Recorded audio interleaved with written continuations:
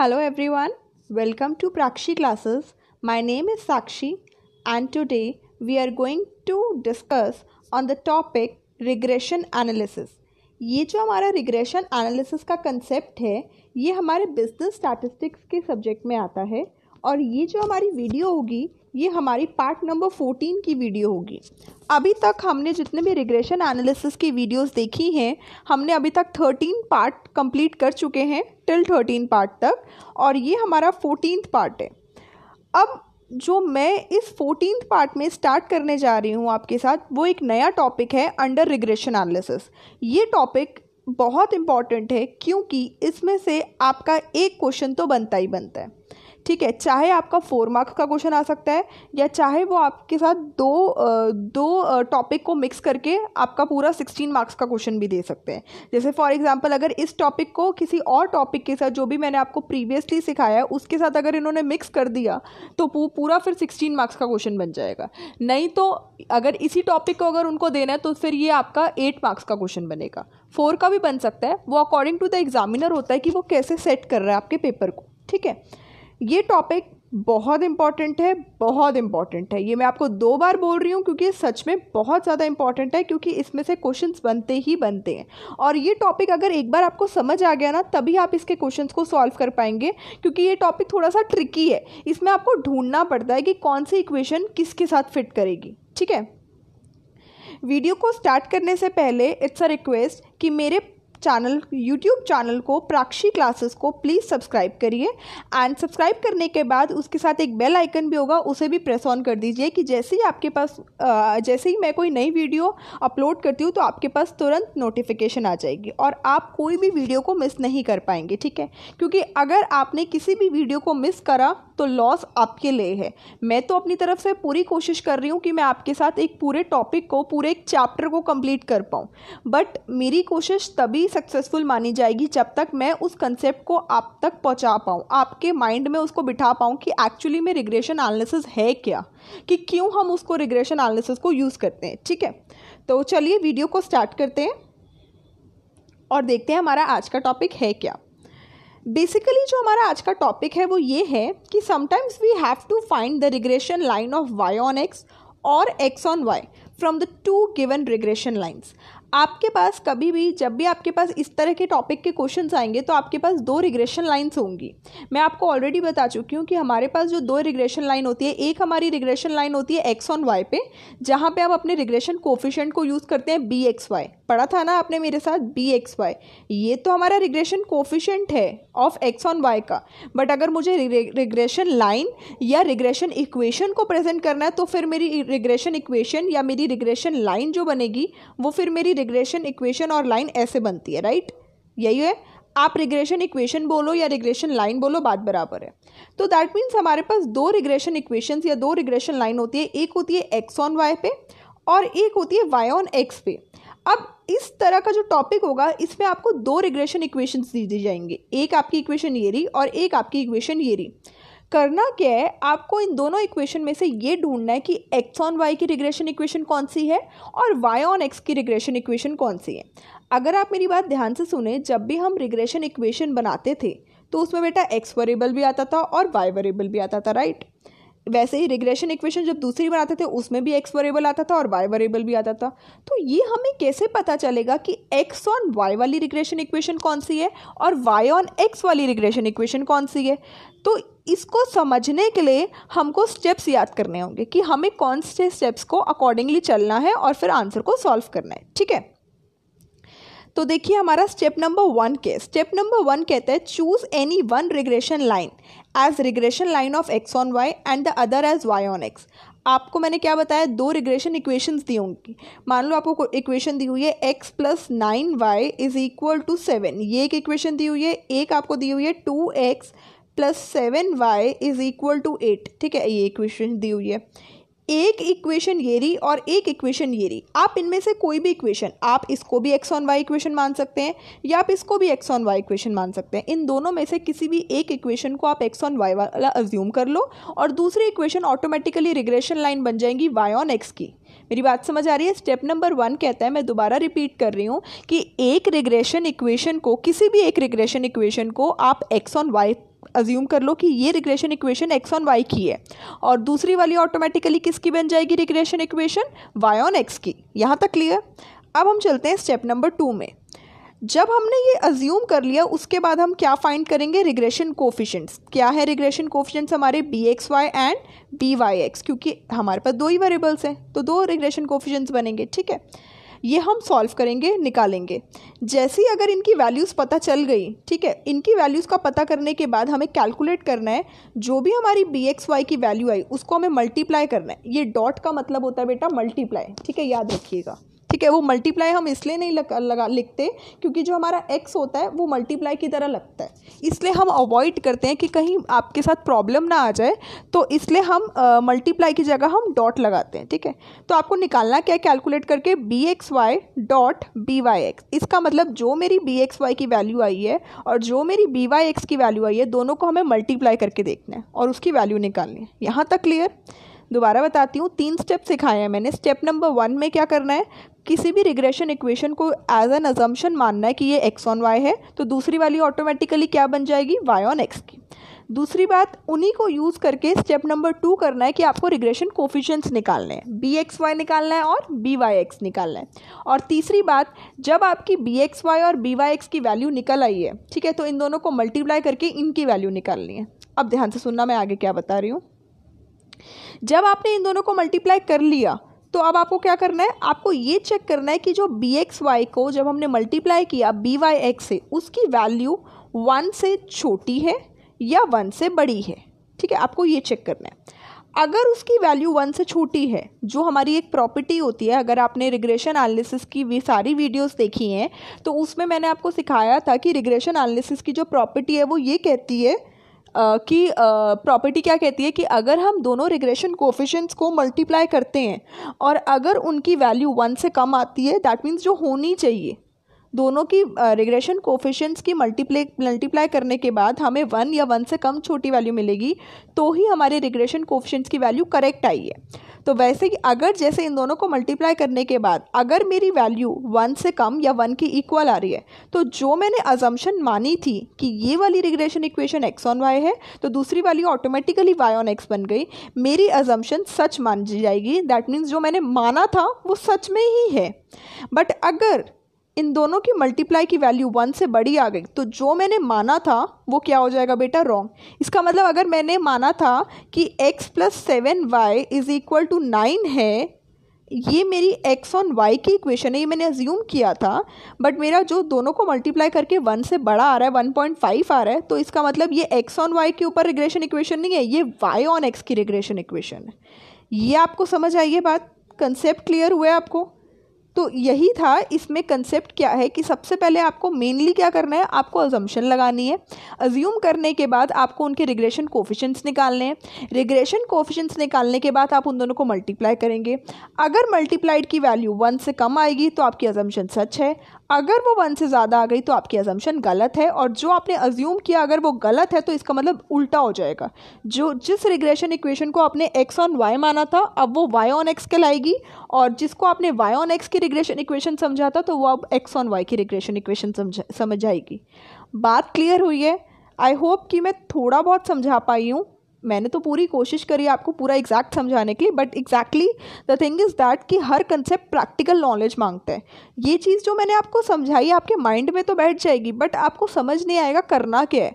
तो अब इसी से रिलेटेड हम नेक्स्ट स्लाइड में जाएंगे, जिसमें मैंने आपके लिए प्रैक्टिकल क्वेश्चन लेकर आई हूँ, और उस प्रैक्टिकल क्वेश्चन में हम इसी का टॉपिक को अप्लाई करके देखेंगे। ठीक है, तो चलिए स्टार्ट करते हैं। हमारे पास क्वेश्चन क्या है, देखिए ध्यान से। Out of the 2 regression lines, ये आपके पास एक लाइन की इक्वेशन है और ये आपके पास दूसरी लाइन की इक्वेशन है। लाइन बोलो या इक्वेशन बोलो, बात बराबर है। ठीक है, ये एक रिग्रेशन लाइन ये रही और एक रिग्रेशन लाइन ये रही। इन दोनों रिग्रेशन लाइन में से आपको कौन सी रिग्रेशन लाइन ढूंढनी है, एक्स ऑन वाई की। दैट मीन्स मुझे ये पता हो कि ये एक्स ऑन वाई की रिग्रेशन लाइन है या ये एक्स ऑन वाई की रिग्रेशन लाइन है, मुझे ये बताना है इनको। ठीक है, सबसे पहले स्टेप नंबर 1। अब आप पहली बात, अब आप ये सोचेंगे कि हमें ये कैसे पता चलेगा, जब हमने पूरा चैप्टर कर लेंगे तो हमें ये कैसे पता चलेगा कि ये टॉपिक इससे रिलेटेड है, इस क्वेश्चन में ये टॉपिक लगेगा। बेटा अभी तक जितने भी आप क्वेश्चंस कर रहे थे, ऐसा कोई क्वेश्चन नहीं आया था जिसमें ऑलरेडी आपको रिग्रेशन इक्वेशन दी हो।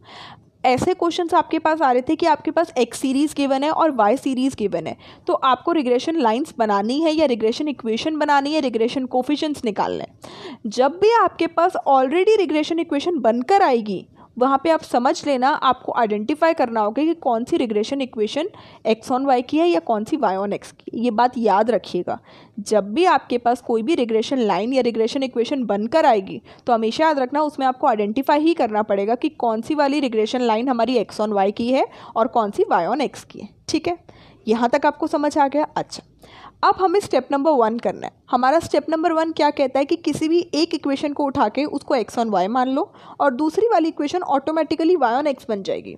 अगर आप एज अ लेमैन है, लेमैन मतलब जो कॉमन बंदा होता है, वो क्या करता है, हमेशा आगे वाली को एक्स ऑन वाई ले लेगा और दूसरी वाली को वाई ऑन एक्स ले लेगा, तो ये बहुत ईजी हो जाता है हमारे लिए। ठीक है, तो मोस्ट प्रॉब्ली आप यही किया करें। ठीक है, दैट मीन्स मैंने 2x + 3y जो = 7 है, उसको मैंने रिग्रेशन इक्वेशन या रिग्रेशन लाइन ले लिया एक्स ऑन वाई का, और जो दूसरी वाली है ऑटोमेटिकली वो कौन सी रिग्रेशन लाइन बन गई, वाई ऑन एक्स की। दैट मीन्स यहाँ पे मेरा स्टेप नंबर 1 कंप्लीट हो गया। क्लियर। अब हम चलते हैं स्टेप नंबर 2 पे।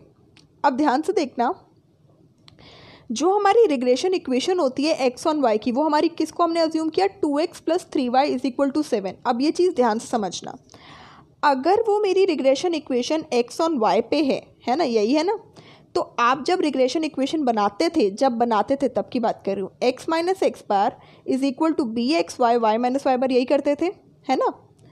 आप x को x ही रहने देते थे। x बार की वैल्यू आपके पास ऑलरेडी मान लो 20 दी हुई है, जस्ट एग्जांपल ले रही हूँ। bxy की मान लो आपको 0.2 दी हुई है, y - y बार आपको 10 दिया हुआ है। ठीक है, y और x की तो आप वैल्यू पुट करते ही नहीं थे, राइट। x - 20 = 0.2 y - 10, तो ये मेरे पास क्या बचेगा बेटा, x = 0.2y, यही बचेगा। 0.2 × 10 - 20 है ना, और ये -20 उधर जाके +20 हो जाएगा, तो क्या बचेगा, +0। मैं लिख देती हूँ नॉर्मली। ठीक है, दैट मीन्स मेरे पास ये इक्वेशन बनेगी, x = 0.2y + 0। ठीक है, मैं दोबारा लिखती हूँ आपके लिए, x = 0.2y + 0, यही बनी मेरे पास इक्वेशन। अगर आप इस इक्वेशन को ध्यान से देखें, x ऑन y की जो हमने इक्वेशन बनाई वो ये बनी, राइट। तो अब आप ध्यान से देखें, जो x है वो किस पे डिपेंड कर रहा है, y पे, तो इसका मतलब x जो है वो इधर ही रहेगा लेफ्ट साइड पे, और जो y है वो राइट हैंड साइड पे चला जाएगा। यहाँ तक मेरी बात समझ आई है आपको मैं क्या कहना चाह रही हूँ। मैं दोबारा बताती हूँ, अगर आप कोई भी regression equation x on y की बना रहे हैं, तो आप क्या करते थे, x - x बार = bxy y - y बार, ऐसे ही करते थे। x बार की वैल्यू पुट कर देते, y बार की वैल्यू पुट कर देते। फर्दर सॉल्व करने पे आप x को इधर ही छोड़ देते थे और सब कुछ उधर ले जाते थे, यही करते थे ना। तो वो यही बोलता है कि जो x है वो y पे डिपेंड कर रहा है, इसका मतलब होता ही यही है। तो अब जब मेरे पास ऑलरेडी रिग्रेशन इक्वेशन दी हुई है एक्स ऑन वाई की, तो मेरे को तो पता है कि रिग्रेशन इक्वेशन होती है एक्स इधर होता है, वाई इधर होता है, यहाँ पे कोई नंबर होता है और प्लस माइनस यहाँ पे कोई नंबर होता है। मुझे फॉर्मुलेट ऐसे करनी है अपनी रिग्रेशन इक्वेशन को, बट मेरी जो रिग्रेशन इक्वेशन है वो दी हुई है 2x + 3y = 7। ऐसे तो मेरी कोई रिग्रेशन इक्वेशन नहीं होती, मुझे तो ऐसे बनानी है एक्स ऑन वाई। तो दैट मीन्स मुझे अगर x को लेफ्ट साइड रखना है तो x को यही रहने दो, तो 2x को यही रहने दो, यहाँ पे = का साइन लगा दो। ये जो 3y है ये उधर जाना चाहिए, तो ये -3y हो गया, है ना, और ये 7 = के उधर ही था, तो ये +7 हो गया। दैट मीन्स जो मेरी फाइनल इक्वेशन बन रही है वो ऐसे बन रही है, 2x = 7 - 3y। बट अगर आप फिर दोबारा देखें तो x के साथ तो मुझे कुछ लगाना ही नहीं है, तो ये जो x है वो खाली x ही रहेगा। ये जो 2 मल्टीप्लाई में उधर जाके क्या हो जाएगा बेटा, डिवाइड में। ये मैंने सब किया, मैं आपको दिखाती हूँ। आपको लिखना क्या है इसके ऊपर, representing in terms of y, क्योंकि जो x है वो डिपेंड कर रहा है y पे, तो इसका मतलब पूरी x की इक्वेशन आपको किस पे रिप्रेजेंट करनी है, y पे। बात समझ आई। तो x को आपने इधर ही रहने दिया, 2x को, 7 को उधर ही रहने दिया = के, और +3y को उधर ले गए तो -3y हो गया। मैंने आपको रिग्रेशन इक्वेशन में x को हमेशा खाली रखने के लिए बोला, तो ये 2x का x बन जाएगा। ये 2 मल्टीप्लाई है तो उधर जाके क्या हो जाएगा, डिवाइड। तो 7 को 2 से डिवाइड किया तो 7/2 और -3/2y। यहाँ तक क्लियर। अब दोबारा देखना, ये जो टॉपिक है यहाँ तक मैं करा चुकी हूँ। स्टेप नंबर 2 में आपको क्या निकालना है बेटा, रिग्रेशन कोफिशिएंट। अगर आप देखें तो मेरी जो रिग्रेशन इक्वेशन आई थी वो ऐसे आई थी कि y के साथ कोई नंबर होगा प्लस माइनस करके यहाँ पे कोई नंबर होगा। अब ध्यान से देखना, ये रहा x, ये रहा x, ठीक है। ये 7/2 दैट इज़ 4.5, ये रहा मेरा नंबर और ये प्लस में है तो इसको काट दो, ठीक है। y के साथ क्या है बेटा, 3/2 है और माइनस में है। अब आप ध्यान से सुनना, ये x है, ये y के साथ हमेशा क्या मल्टीप्लाई होता है, bxy मल्टीप्लाई होता है और ये एक नंबर होता है। क्यों मल्टीप्लाइड होता है वो भी बताती हूँ, ध्यान से देखना बेटा। ये रिग्रेशन इक्वेशन कौन सी चल रही है, x ऑन y की, तो मैंने यहाँ पे x ऑन y की रिग्रेशन इक्वेशन भी लिख दी, ये देखो लिख दी। अगर आप ये देखें -x बार मान लो 20 है, bxy को bxy ही रहने दो, अभी y को y ही रहने दो और y बार को 10 रहने दो, ठीक है जी। x - 20 is equal to bxy into y, है ना, और -10 इंटू bxy। यहाँ तक मेरी बात समझ आ गई। अगर आप ध्यान से देखना बेटा, ये -20 एक नंबर है, ठीक है। कि जो bxy होता है रिग्रेशन कोफिशिएंट, ये भी तो एक नंबर निकल के आता है ना। रिग्रेशन कोफिशिएंट की एक न्यूमेरिकल वैल्यू होती है। मान लो bxy की 2 वैल्यू है तो 2 को 10 से मल्टीप्लाई किया, ये भी -20 आ रहा है, तो यहाँ पर भी मैं 2 को y से मल्टीप्लाई करूँगी, ये क्या बन जाएगा, 2y बन जाएगा। बट ये 2 है क्या, ये bxy तो है। तो अगर आप ये देखें तो नंबर यहाँ पे है जो वो -20 बन रहा था नंबर, बट y के साथ हमेशा क्या मल्टीप्लाई होगा, bxy तो मल्टीप्लाई होगा। कब, जब x ऑन y की रिग्रेशन इक्वेशन है। तो इनडायरेक्टली हमेशा याद रखना, जब भी किसी वेरिएबल के साथ कोई भी नंबर मल्टीप्लाइड होता है वो उसका स्लोप कहलाता है। स्लोप मीन्स कोफिशिएंट कहलाता है। तो रिग्रेशन कोफिशिएंट हमेशा एक वेरिएबल के साथ मल्टीप्लाइड होगा। अगर मेरा रिग्रेशन कोफिशिएंट x के साथ मल्टीप्लाई है तो इसका मतलब वो रिग्रेशन इक्वेशन है y ऑन x की। अगर मेरा रिग्रेशन कोफिशिएंट y के साथ मल्टीप्लाई है तो मेरा रिग्रेशन इक्वेशन है x ऑन y की। यहाँ पे अगर आप देखें -3/2 y के साथ मल्टीप्लाइड है, किसी वेरिएबल के साथ मल्टीप्लाइड है, तो इसका मतलब ये कोफिशिएंट वैल्यू है। किसकी कोफिशिएंट वैल्यू है, x ऑन y की, तो दैट मीन्स ये bxy है। तो bxy कितना आ गया बेटा मेरे पास, -3/2 आ गया regression coefficient of x on y। यहाँ तक आपको कंसेप्ट क्लियर हुआ? ओके। अब एक रिग्रेशन कोफिशिएंट की वैल्यू आई है, बट मुझे दोनों रिग्रेशन कोफिशिएंट की वैल्यू चाहिए, ठीक है।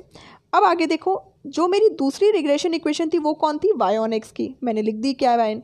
अगर मेरी y ऑन x की रिग्रेशन इक्वेशन है तो हम कैसे लिखते हैं, y - y bar is equal to byx x - x bar, ऐसे ही लिखते हैं, ठीक है। y तो y ही रहेगा बेटा, ये y बार क्या होगा, कोई न्यूमेरिकल वैल्यू होगी, मान लो 10 है, ठीक है। ये byx भी मान लो कोई न्यूमेरिकल वैल्यू होगी 1.2 मान लो, और x - x बार मान लो 10 है ना। y is equal to 1.2 into x, 1.2x, 1.2 को 10 से मल्टीप्लाई किया -12, है ना, और -10 उधर जाके क्या हो जाएगा, +10। इसका मतलब जो मेरे पास लास्ट में वैल्यू बच रही है वो बच रही है y is equal to 1.2x -2, है ना, यही बच रहा है। अगर आप ये ध्यान से देखें कि ये y ऑन x की रिग्रेशन इक्वेशन है, इसका मतलब y is on a left side and x is on the right side. तो अब जो मुझे रिग्रेशन इक्वेशन गिवन है, मुझे तो ये रिग्रेशन इक्वेशन गिवन है, बट y ऑन x की रिग्रेशन कहती है कि y is on left side and x will be on the right side. तो इसका मतलब जो 4y है उसको इधर ही रहने दो, रहने दिया, इक्वल्स टू लगा दिया बीच में, 9 का 9 ही रहने दो। इस 5x को राइट साइड होना चाहिए तो -5x हो जाएगा। बात समझ आई है? बट यहाँ पे बेटा सिर्फ y रहता है, तो y को y रहने दो, इस 4 को जो मल्टीप्लाई हो रहा है वो डिवाइड कर दो इन दोनों से। यहाँ तक मेरी बात समझ आई है? ये देखो मैंने करा भी हुआ है, यहाँ पे आप हेडिंग डालेंगे, अगर y ऑन x है तो आपको रिप्रेजेंट करना पड़ेगा x में, अगर x ऑन y है तो आपको रिप्रेजेंट करना पड़ेगा y में। दैट मीन्स रिप्रेजेंट का मतलब होता है आपको राइट हैंड साइड में क्या रखना है, लेफ्ट हैंड साइड में तो वो वेरिएबल आएगा, अगर x ऑन y है तो लेफ्ट हैंड साइड में सिर्फ x ही रहेगा और सब कुछ उधर चला जाएगा राइट साइड में। अगर y ऑन x है तो लेफ्ट हैंड साइड में सिर्फ y रहेगा और बाकी सब कुछ उधर चला जाएगा। बात समझ आई? अब ये y ऑन x है तो y लेफ्ट हैंड साइड में रहेगा तो 4y और सब कुछ उधर चला जाएगा इक्वल्स टू के, तो 9 उधर ऑलरेडी है, 5x उधर चला गया, ये जो 4 मल्टीप्लाइड है ये तब डिवाइड हो जाएगा। That means y is equal to 9/4 -5/4 into x. अब आप ध्यान से देखें, मैंने आपको एक बात बताई थी कि y का तो मुझे कुछ नहीं करना और ये एक नंबर है। किसी भी वेरिएबल के साथ अगर कोई नंबर मल्टीप्लाइड होता है तो वो क्या बन जाता है, उसका कोफिशिएंट। और मैंने आपको क्या बताया था, अगर y ऑन x है तो हमेशा याद रखना x वेरिएबल के साथ जो भी नंबर मल्टीप्लाइड होगा वो उसका रिग्रेशन कोफिशिएंट होगा। अगर ये सारे पॉइंट्स लिख लो ध्यान से, अगर x ऑन y है इक्वेशन, तो जो y वेरिएबल के साथ कोई भी नंबर मल्टीप्लाइड होगा वो उसका रिग्रेशन कोफिशिएंट होगा, वो bxy बन जाएगा। अगर y ऑन x की रिग्रेशन इक्वेशन है तो x वेरिएबल के साथ जो भी नंबर मल्टीप्लाइड होगा वो उसका रिग्रेशन कोफिशिएंट बन जाएगा, दैट इज byx। इसका मतलब है अगर आप ध्यान से देखें तो जो मेरा byx है जो x के साथ मल्टीप्लाइड है वो -5/4 है, दैट मीन्स ये रिग्रेशन कोफिशिएंट है y ऑन x का। यहाँ तक क्लियर? ये मेरे पास एक रिग्रेशन कोफिशिएंट आ गया और एक ये मेरे पास रिग्रेशन कोफिशिएंट आ गया। तो अब मुझे क्या करना है, स्टेप नंबर 3। स्टेप नंबर 3 क्या कहता है, दोनों को मल्टीप्लाई करो। -3/2 को किससे मल्टीप्लाई करना है, -5/4 से। माइनस से माइनस कट गया, 5 × 3 15 एंड 4 × 2 8। अगर आप इस 15 को 8 से डिवाइड करेंगे 1.8 आ रहा है, और 1.8 बेटा किससे बड़ा होता है, 1 से। अगर आपका bxy इंटू byx 1 से बड़ा आ गया तो जो आपने अज्यूम किया था वो गलत प्रूफ हो जाएगा। इसका मतलब ये है कि 10 bxy into byx can not be greater than 1, thus our assumption does not hold true. आपने जो अज्यूम किया वो सच नहीं हुई, और आपने क्या अज्यूम किया था कि जो पहली इक्वेशन है वो x ऑन y की है, दैट मीन्स वो आपकी गलत है। इसका मतलब वो कौन सी रिग्रेशन इक्वेशन है, y ऑन x की। और जो दूसरी वाली आपने अज्यूम की थी कि वो y ऑन x है तो वो गलत है, वो कौन सी रिग्रेशन इक्वेशन है, x ऑन y की। और आपको क्वेश्चन में आंसर क्या बताना है कि x ऑन y की रिग्रेशन इक्वेशन कौन सी है, तो आपका फाइनल आंसर क्या है बेटा कि 5x + 4y = 9 is a regression equation of x on y। Concept clear हुआ है कि करा क्या है मैंने, फाइनल में आपको आंसर भी छोड़ के देना है, ठीक है, क्लियर। तो ये क्वेश्चन मेरे साथ आपका कंप्लीट हो गया है। इसके बाद मैं आपके साथ वही दोबारा नेक्स्ट क्वेश्चन लेकर आई हूँ, बट ये भी वही सेम कंसेप्ट पे है, बट यहाँ पे आपको दूसरी वाली रिग्रेशन लाइन ढूंढनी है, ठीक है। तो देखो क्वेश्चन, अगर आप लोगों को कंसेप्ट समझ आ गया है तो आई होप कि आप वीडियो को पॉज करें और खुद कंसेप्ट करें, ठीक है। अगर आपको लग रहा है कि अभी आपको और प्रैक्टिस करनी है, देखना है वीडियो, तो आप ज़रूर देखें, ठीक है। बट अगर आपको समझ आ गया तो पॉज करके ज़रूर क्वेश्चन को सॉल्व करें, और उसके बाद जब आपका क्वेश्चन हो जाए तो वीडियो को प्ले करें और अपने आंसर के साथ मैच करें। और अगर कहीं गलत है तो पूरी वीडियो देखें कि कहाँ आपने गलती करी है, ठीक है। अब इस क्वेश्चन को देखिए क्या लिखा है, out of the 2 regression lines, आपके पास फिर वही 2 रिग्रेशन इक्वेशंस दी हुई हैं। आपको बोला है find the regression line of y on x। यहाँ पे आपको y ऑन x का पूछा है, उस क्वेश्चन में आपको क्या पूछा था, x ऑन y का, ठीक है। हमारे लिए तो दोनों ही मैटर करते हैं, हम तो दोनों ही आंसर में लिख लेंगे, कोई इशू नहीं है, ठीक है, क्योंकि हमें ढूंढनी तो दोनों ही होती हैं। तो इसका मतलब मैंने आपको क्या बताया था, मोस्टली 99% केसेस में जो आपके पास पहली रिग्रेशन इक्वेशन होती है वो उसको आप अज्यूम कर लेते हैं कि वो x ऑन y है, और दूसरी वाली को आप ऑटोमेटिकली y ऑन x बना देते हैं।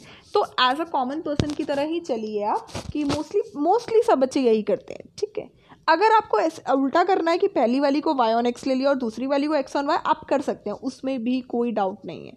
तो मैं नॉर्मली जो लोग करते हैं मैं वही करके दिखा रही हूँ आपको।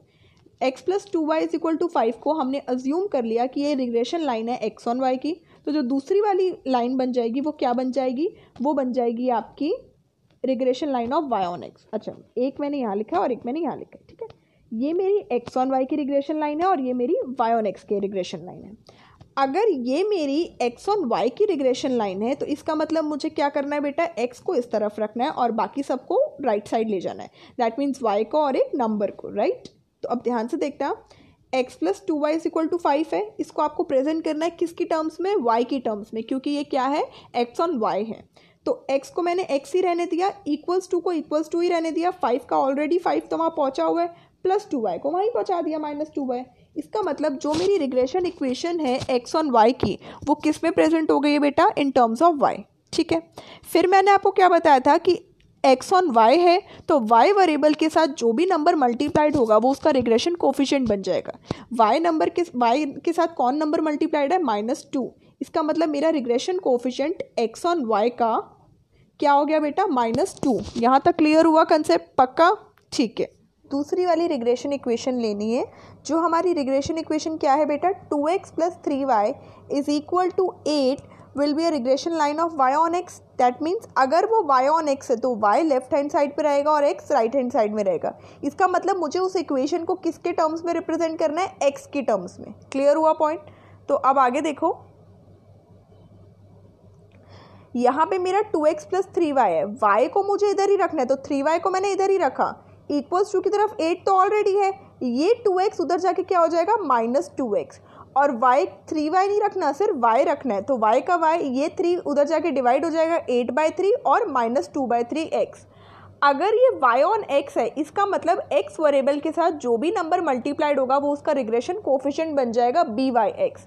अब यहाँ पे देखो x वेरिएबल के साथ कौन सा नंबर मल्टीप्लाइड है, इट इज़ -2/3, तो -2/3 रिग्रेशन कोफिशिएंट बन गया y ऑन x का।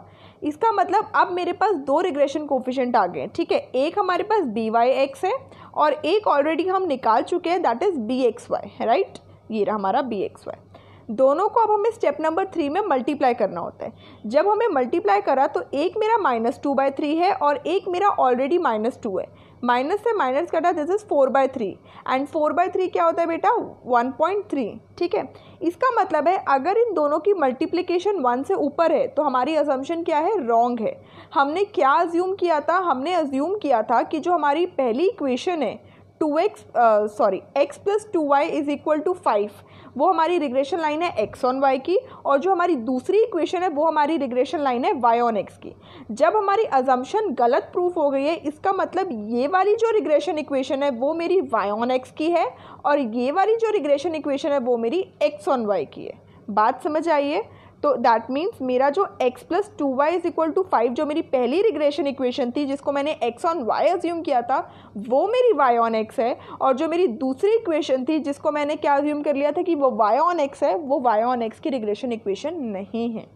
यहाँ तक कंसेप्ट क्लियर हुआ? दोनों ही क्वेश्चन सिमिलर थे, कुछ नहीं था उसमें, बस कंसेप्ट क्या लगाना है आपको कि आपको दो रिग्रेशन इक्वेशंस दी जाएंगी, उसमें से आपको आइडेंटिफाई करना है कि आपकी कौन सी वाली regression line x on y की है और कौन सी वाली रिग्रेशन लाइन आपकी y ऑन x की है। Concept is clear? Okay, so thank you so much for watching this video.